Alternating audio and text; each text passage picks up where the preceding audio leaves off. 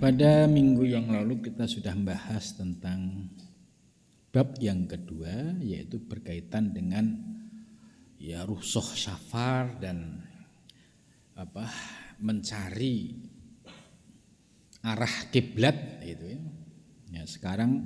Zaman sekarang sudah banyak terbantu ya dengan berbagai macam sarana modern. Kita mencari kiblat itu ya sudah sangat gampang sekarang, tidak seperti zaman dulu ya. Imam Ghazali menyampaikan bahwa bagi para musafir ini harus memiliki dua bekal. Zadud dunya, ya bekal terkait dengan urusan dunia, mulai dari makanan, minuman, bekal dan lain sebagainya. Kemudian Imam Ghazali dalam hal bekal ini mengingatkan, jangan sampai kita menjadi musafir itu dengan bondo nekat lah gitu. Imam Ghazali sih boleh, bondo nekat boleh asal memiliki daya survival. Itu. Tapi kalau nekat ngerepotkan orang ini yang membahayakan gitu. Jadi Imam Ghazali misalkan kayak kemarin digambarkan, dia nggak punya bekal yang mencukupi, tapi dia bisa survival dengan mau makan apa saja gitu. Oleh Imam Ghazali nggak ada masalah jika dia bisa eksis survival dengan caranya gitu. Nah, yang nggak boleh itu kita pasrahkan kepada Allah tanpa ada persiapan yang maksimal sehingga akhirnya merepotkan banyak orang. Nah, ini Imam Ghazali tidak boleh ya. Memahami tawakal itu terukur ya. Jadi Imam Ghazali menyampaikan seorang salik, seorang pejalan ya, sebelum pergi itu harus terukur dari sisi zat yaitu sangunya, terukur dari sisi persiapannya. Jangan tawakal buta. Tawakal buta terserah Allah deh nanti maunya gimana. Ya, kalau maunya bagaimana, kalau kita enggak terukur ya pasti akan menimbulkan banyak masalah. Gitu. Contoh misalkan orang ngertinya ngaji kitab kuning, bab haji. Dalam teori haji di kitab kuning itu ya menggambarkan situasi yang tidak seperti di Indonesia. Nah, di Indonesia mau haji itu melalui tahapan yang cukup panjang gitu. Dan prosedur ini wajib ditaati, dilalui.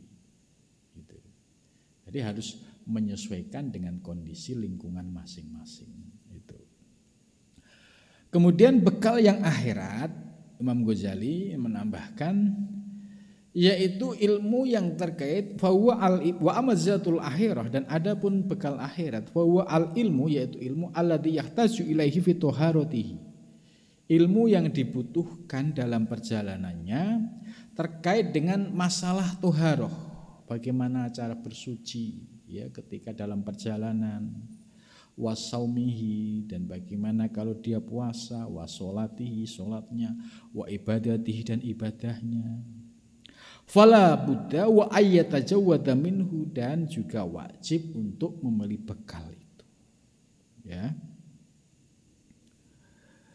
Jadi bekal akhirat ini penting ya, ngerti ilmunya ya, dalam menghadapi situasi dalam proses perjalanan.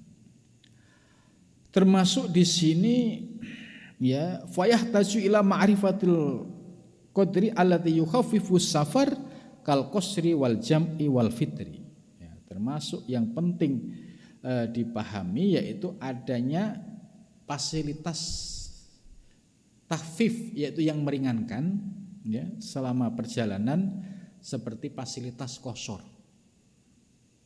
jamak, dan fitr itu buka kalau dalam kondisi sedang puasa.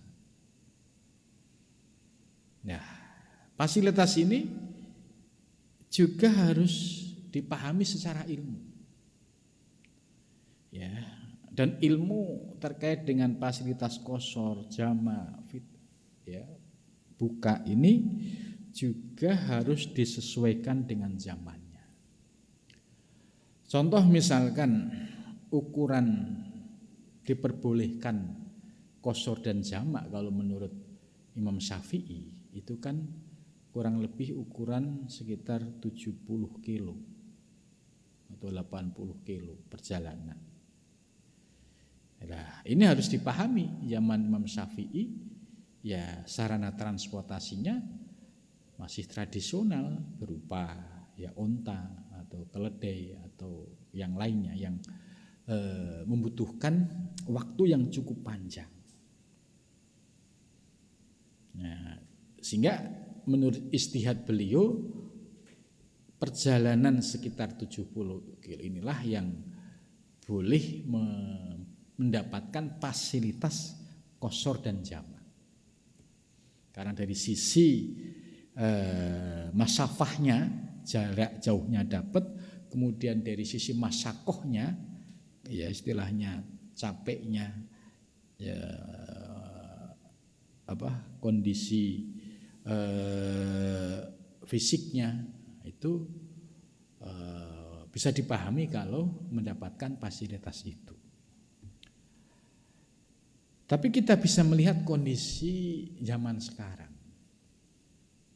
Dari sisi masafah, jarak jauh, mungkin bisa berlipat-lipat ya. Seperti kita mau ke Surabaya, mau ke Aceh, mau ke Makassar. Itu jaraknya berlipat-lipat dari kaidah 70 kilo.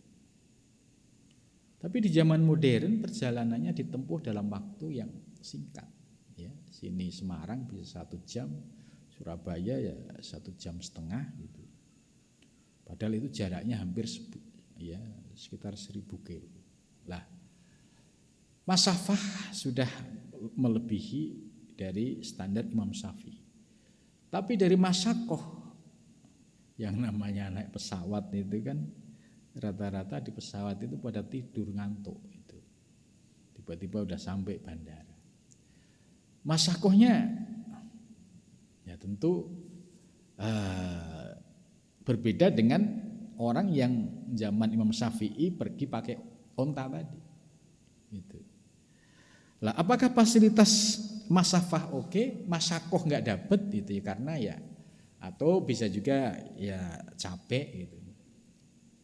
Maka fasilitas qashar ya dan jamak ini bagi yang mau memanfaatkan dari ilat, oh ya ini sudah melebihi itu 70 kilo, ya silahkan. Tapi kalau ada yang berhati-hati gitu ya, berhati-hati ya jarak sih 1000 kilo, cuma kan naik pesawat, masyakohnya nggak ada, kerepotannya nggak ada. Oh iya saya tetap 4, duhur 4, asar 4, ya nggak ada masalah. Nah, ini artinya kita menyesuaikan kondisi. Nah, terus sisi lain kalau di Jakarta, mungkin jaraknya tidak ada 70, 30 lah, 30 kilo atau kurang dari itu. Tapi di saat jam-jam pulang kerja, ya, itu bisa berjam-jam. Misalkan kita dari kota ya pulang jam 4, itu nyampe rumah itu bisa sesudah isya. Nah, ini maghrib sama isya ini ya kita akan berada pada posisi di jalan. Nah, kemudian pertanyaannya, ini jarak tidak memenuhi masafah 70. Tapi dari masyakoh yang namanya macet ya, itu pasti merasakan masyakohnya. Nah, kemudian apakah boleh dengan masafah yang tidak mencapai 70 kemudian dia melakukan fasilitas qashar ini? Nah, ini istihad di ruang baru ya terkait dengan perkembangan zaman ini ya perlu dilakukan. Jadi ada situasi yang dinamis. Ya. Kalau kita berdasarkan teks klasik Imam Syafi'i, ukuran 70, kalau di Indonesia ini sudah tadi banyak perubahan. Sekarang naik jalan darat atau udara itu sudah semua sangat cepat sekali. Gitu. Maka kaitannya dengan orang yang pulang kerja dari jam 4 atau jam 5 pulang, terus sampai rumah itu ya setengah 9 atau jam 8 maghrib isya itu kan berarti dalam perjalanan. Ya, boleh enggak kalau ini mendapatkan fasilitas qashar atau misalkan ya enggak qashar kebangetan lah ya jamak lah gitu. Maghrib digabungkan dengan isya karena posisi dalam perjalanan dan masyakohnya cukup terasa ini. Nah, ini perlu istihad baru ya, karena kalau kita lihat di fikih-fikih klasik mungkin masalah ini belum banyak dibahas. Tapi kalau kita paham kaidah usul fiqh ya, yang penting ilatul hukmi itu memenuhi ya, maka hukumnya juga menyesuaikan. Itu. Apa yang ditulis oleh Imam Ghazali ini terkait dengan qashar jamak ya, ini ya pasti sesuai dengan konteks zamannya Imam Ghazali dulu dan hampir sama dengan apa yang ditulis oleh Imam Syafi'i. Nah, terus ya seperti dalam perkembangannya ini kan ya di pesawat itu juga perjalanan bisa 8 jam, 9 jam gitu, dari Indonesia ke Jeddah atau Indonesia ke Dubai gitu. Indonesia ke Turki itu waktunya seperti itu. Nah, jaraknya jauh berlipat-lipat gitu. Kalau dari sisi masakoh ya tentu capek kalau naiknya pesawat yang ekonomi ya memang agak terbatas.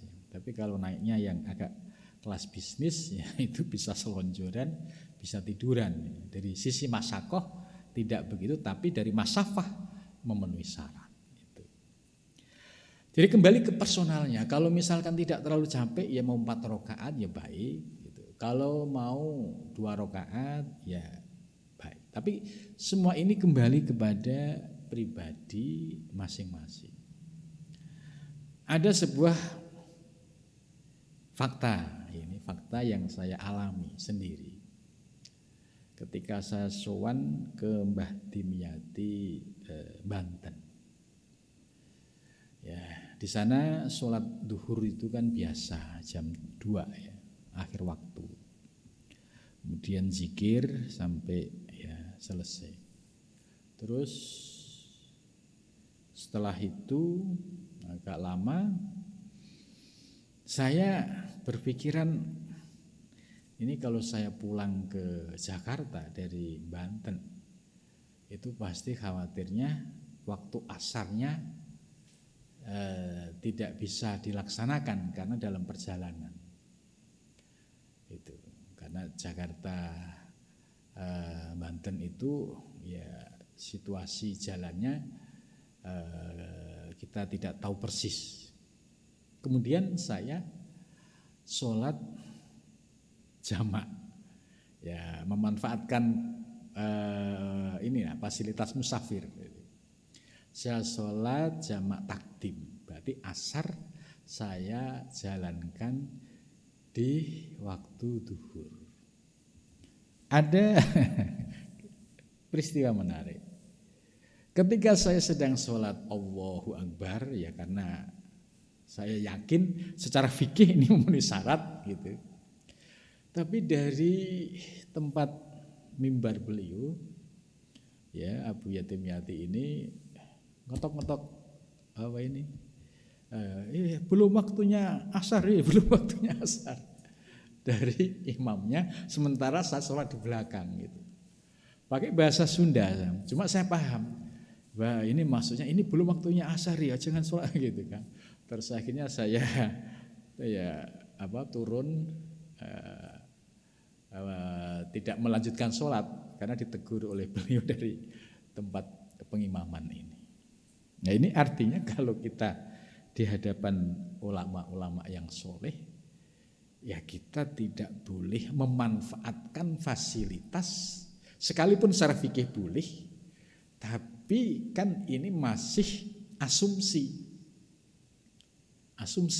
gitu. Karena mungkin hawa nafsu kita enak dijamak sekalian, nanti kan bebas asar enggak sholat.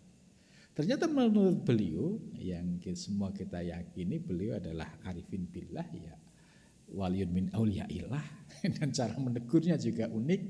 Saya baru 1 rakaat terus lihat beliau begitu, saya membubarkan diri terus dengan malu-malu hati terus pamit.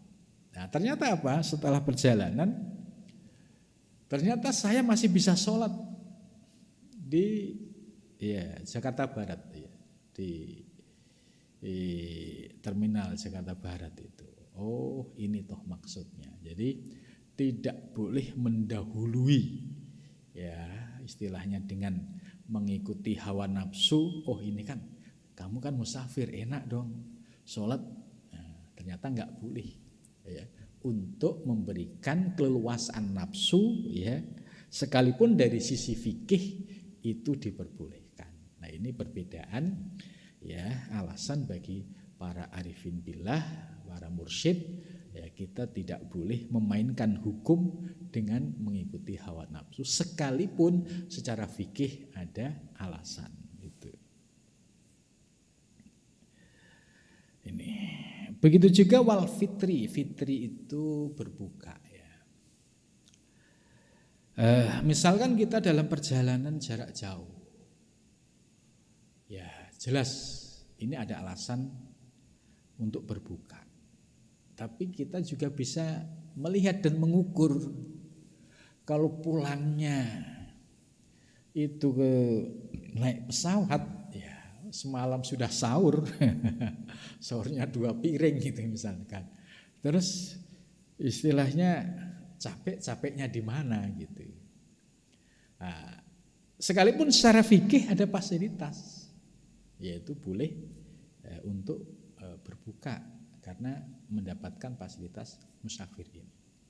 Tapi kembali lagi bagi para mursyid, ya, yang lebih menekankan aspek untuk riyadhah, ya lebih baik selama kita mampu dan kuat, ya tetap dipertahankan, ya tidak lantas menyerah berargumentasi dengan fikih. Di fikih aja boleh. Nah, ini ukurannya sudah bukan itu lagi, tapi bagaimana waktu kita ini, ya tetap bisa melaksanakan puasa, tapi kita juga tidak masyakoh banget, tidak repot banget, artinya masih terkendali gitu. Nah, itu enggak apa-apa.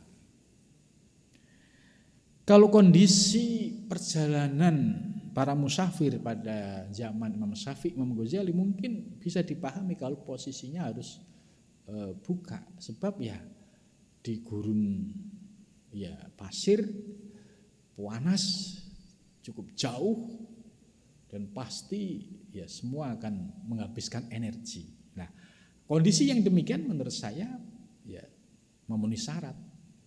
Tapi di zaman sekarang tadi ya mengalami perubahan yang cukup drastis, ya. Masakohnya enggak dapat, tapi masafahnya dapat. Nah, kita mau ikut mana? Nah, akhirnya dari beberapa kejadian, ya kita kalau seorang salik, ya ukurannya bagaimana kita tidak memberikan ruang terhadap hawa nafsu untuk bebas melakukan keinginannya. Kalau kita memang tidak capek dan masih mampu bertahan untuk puasa, ya kenapa tidak gitu. Tapi kalau yang beralasan, kan musafir, ya monggo-monggo saja. Itu artinya ada ya kelembutan, ya hawa nafsu yang untuk mempengaruhi kita. Kamu kan musafir, doang nggak apa-apa gitu. Jadi kembali kepada diri kita.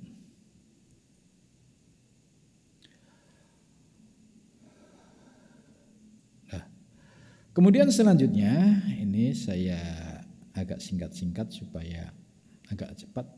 Faidan ma yaftakiru ila ta'allumihi yang qasimu ila qismaini. Jadi ini yang paling mendesak dibutuhkan untuk dipahami bagi seorang musafir itu dibagi menjadi dua. Al-qismul awal al-ilmu bi rukhsasis safar. Bagian yang pertama yaitu harus memahami fasilitas rukhsahnya safar. Ini penting. Was-safar yufidu fi taharah rukhsataini ya. Safar itu memberikan faedah di dalam bersuci dua rukhsah, yaitu mashul khufaini, mengusap nuzah itu basah dulu, sekarang ya kayak model sepatu penutup kaki, wa tayamum dan tayamum. Wa fi sholatil fardhi rukhsataini, dan di dalam sholat fardu ada dua rukhsah juga, al-qasru wal jama'. Jadi qasar dan jama'. Ya, qasar itu sholat yang 4 rakaat bisa didiskon 2 rakaat. Artinya boleh menjalankan hanya 2 rakaat. Ya, duhur boleh 2, asar boleh 3, 2 ya. Kemudian maghrib tetap 3, isya boleh 2. Kemudian wal jama' mengumpulkan. Duhur bisa dikumpulkan di asar. Ini namanya jamak takhir. Tapi kalau asar dijalankan di duhur namanya jamak takdim, pasangannya. Begitu juga maghrib pasangannya sama isya. Kalau isyanya ditarik di maghrib namanya jamak takdim. Ya, maghrib tetap 3 rakaat, isyanya boleh 2, boleh 4. Kemudian kalau memang posisinya maghrib masih dalam perjalanan ditarik di isya namanya jamak takhir. Wa fin nafli, dan di dalam sunnah rukhsataini ada 2 rukhsah. Adauhu ala rohilah, yaitu melaksanakan sholat dalam rohilah, yaitu kendaraan. Wa adauhu masyan, dan juga boleh melaksanakannya dalam keadaan berjalan. Ya, ini fasilitas-fasilitas ini harus dipahami. Dalam bersuci ya ada 2 tadi. Ya, ini kalau mashul hufaini, mengusap sepatu ini kalau kondisinya mungkin sedang di tengah hutan ya, atau sedang bertugas itu boleh. Kemudian yang kedua tayamum, artinya kalau tidak ada air boleh tayamum. Nah, ini bisa digunakan tayamum ini ya, kalau misalkan kita naik bis ya tayamumnya nyari kaca yang berdebu ya, kemudian kita gunakan untuk tayamum. Kemudian fasilitas sholat fardu berupa qasar dan jama'. Sedangkan dalam sholat sunnah ya itu ada 2, boleh menjalankan sholat mengikuti rohilah kendaraan. Kalau zaman sekarang ya ngikuti arah kendaraan. Ya, kemudian boleh juga dalam keadaan masyian berjalan. Itu. Wa fis saumi, dan di dalam puasa rukhsatun wahidah. Kalau dalam puasa hanya ada 1 fasilitas rukhsah, yaitu al-fitru, boleh berbuka puasa, artinya boleh tidak berpuasa. Ini merupakan 7 fasilitas ya terkait dengan ibadah bagi musafir. Nah, ya untuk al-mashu ala hufain ya kita tidak bahas secara detail karena ini ya agak jarang ya kondisi seperti ini ya. Rata-rata sekarang kalau kita pulang kampung kemana itu rest area itu sudah tersedia, kemudian masjid itu juga, musola juga ada di mana-mana gitu.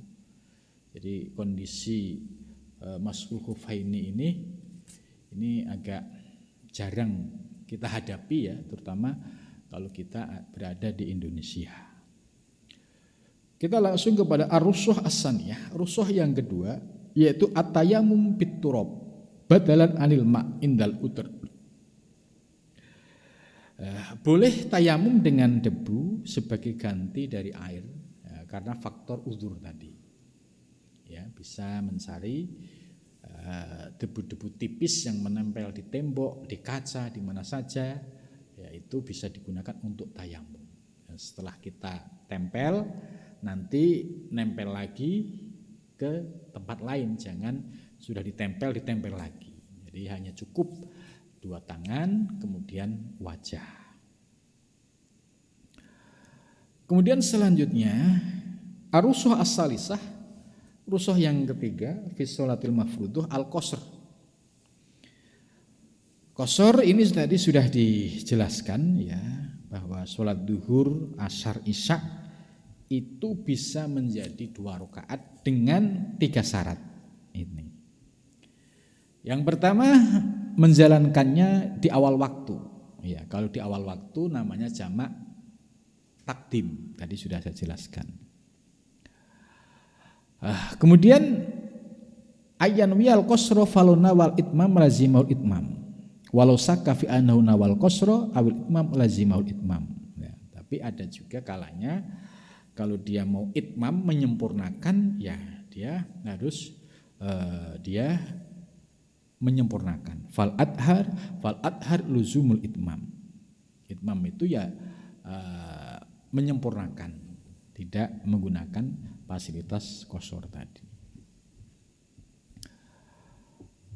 Kemudian berikutnya ya ini ala yaqtadhiya bimukimin wala bimusafirin mutim. Tidak boleh makmum dengan orang yang mukim. Makanya kalau kita di rest area ya hati-hati ya kalau berjamaah. Jangan sampai ternyata kita menunjuk orang jadi imam, dia mukim orang yang tinggal di situ. Atau dia musafir tapi 4 rakaat gitu. Wala bimusafirin mutim. Kita nyari yang sama-sama pro qasar gitu. Jadi yang 2 rakaat yang lebih simpel. Kemudian berikutnya nah ini wa amma nihayatus safar fa bi ahadi umurin salasah. Ya, puncak daripada perjalanan itu dengan 3 hal. Al-wusul ilal imron minal balad alladzi azama alal iqamah. Ya, sudah sampai ke kota yang ramai gitu. Kemudian asani al-azmu alal iqamah salasa ayamin fasoidan. Ada tujuan dia ya, tinggal selama 3 hari lebih. Imma fi baladin atau dia di sebuah negara au fi sohro. Sohro itu ya bahasa Jawa, bahasa pesantren itu oro-oro ya. Oro-oro itu kalau dalam sekarang itu ya gurun pasir yang jauh dari perkampungan itu. Ya. Kemudian berikutnya ar-rusuh ar-rabi'ah, rusuh yang keempat yaitu al-jam'u bainadz zuhri wal asar. Boleh menjamak.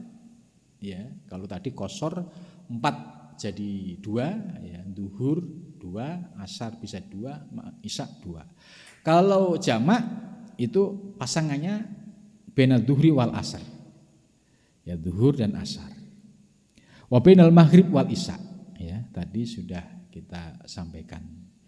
Kalau di waktu yang pertama ya jamak takdim, di waktu yang akhir jamak takhir.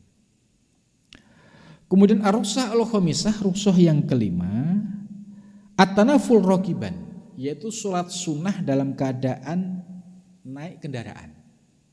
Nah, ini harus dipahami, ketika sholat fardu berarti ya posisinya harus dalam posisi dia turun dari kendaraan.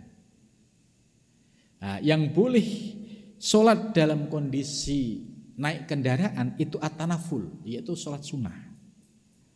Nah, ini dasarnya karena Rasulullah SAW yusolli ala rohilatihi aina matawajjah bih dabatahu. Jadi Rasulullah sholat pada kendaraannya di mana kendaraannya itu menghadap. Nah, ini khususnya untuk at-tanaful rokiban, sholat sunnah. Tapi kalau sholat fardu ya harus berhenti memenuhi syarat rukunnya. Kemudian ar-rusuh as-sadisah, rusuh yang ke-6, at-tanaful lil masyi jaizun fis safar, yaitu boleh melakukan sholat sunnah lil masyi bagi orang yang berjalan, jaizun boleh fis safar, wa yumi'u dan isyarat birukuk wa sujud dan sujud. Nah ini kalau kondisinya itu memang berjalan. Kalau di zaman Imam Ghazali, Imam Syafi'i dulu kan kondisi itu masih menjadi keadaan yang umum di masyarakat Arab. Jadi ada yang menggunakan unta, tapi ada yang berjalan. Nah, kalau yang berjalan boleh juga at-tanaful, sholat sunnah. Ya, bisa jadi Allahu Akbar, ya baca Bismillah sambil jalan, tapi juga harus benar-benar melihat depan, jangan sampai di depannya ada batu besar, ya bisa kesandung, bisa repot ini. Nah, kemudian soal rukuk sujudnya hanya yumi'u, pakai isyarat. Ya, kalau rukuk agak menunduk sedikit, kalau sujud agak turun dikit, tapi tetap sambil jalan. Gitu. Tapi makanya ini di Indonesia ini menurut saya sudah sangat jarang. Berarti dengan kata lain, pada saat kita naik kendaraan, bis atau mobil pribadi, kalau mau menjalankan yang sunnah, boleh di dalam kendaraan. Ini harus dipahami betul, jangan sampai sholat fardunya dalam kondisi rokiban di dalam kendaraan ini tidak ada keterangan seperti itu. Karena Nabi yang posisi sholat sunnah dalam kendaraan itu ketika sholat sunnah tanaful, yaitu sholat sunnah. Arusu asabiah, fasilitas yang ke-7 yaitu al-fitru, ya, berbuka. Wahwa fi musafir, ini bagi para musafir yang memang mengalami masakoh atau madhurat. Itu. Ya ini kembali lagi, kalau tadi sudah saya gambarkan, kalau di Indonesia ya semua sudah fasilitas, misalkan puasa sudah sahur 2 piring, kemudian mau ke bandara juga naik mobil, terus selama perjalanan juga semua nyaman gitu. Kok masih memanfaatkan fasilitas berbuka ini? Ya kalau secara fikih boleh ya monggo, tapi kalau ngukur ya artinya Allah sudah memberikan fasilitas yang luar biasa tanpa kita harus capek dan lelah. Kalau kita mau bertahan tetap berpuasa, ya boleh-boleh saja ya. Ya itulah 7 rukhsah dalam perjalanan yang diajarkan oleh Syekh Abu Hamid, ya Imam Al-Ghazali ini. Ya, mudah-mudahan dengan penjelasan ini kita paham betul bagaimana memanfaatkan fasilitas rukhsah. Ya, tentu harus beda. Kalau orang yang ngajinya fikih, ya semua berdasarkan fikih. Boleh-boleh aja dimanfaatkan fasilitas. Tapi bagi para salik yang sudah mulai belajar mengendalikan hawa nafsu, ya tentu harus menjadikan ukurannya itu tadi masakoh tidak. Kemudian ini cenderung ngikuti hawa nafsu tidak. Gitu.